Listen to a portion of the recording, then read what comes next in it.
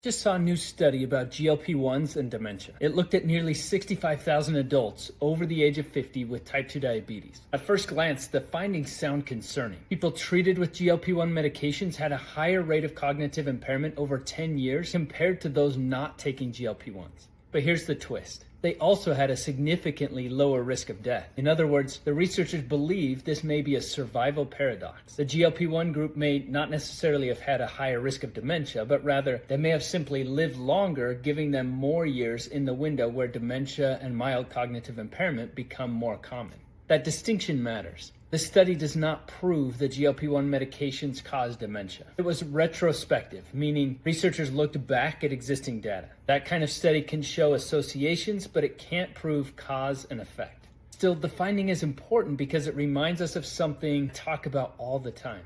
Living longer is not the same thing as aging well.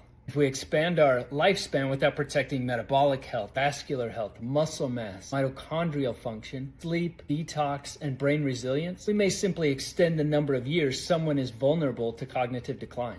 GLP-1 medications may be helpful tools for some people, especially when they improve insulin resistance and inflammation, weight, and cardiometabolic risk. But they shouldn't be used as a standalone longevity strategy. The real goal is not just lower weight. The goal is a brain and body that can function well for decades. That means making sure that you're incorporating strength training to preserve muscle, protein adequacy to prevent frailty, blood sugar optimization, sleep and circadian rhythm support, nutrient depletion, cardiovascular risk reduction, toxin and inflammation reduction, cognitive training, and purposeful living. Because the question isn't just, can we help people live longer? The better question is, can we help people stay sharp, strong, independent, and fully alive while they do?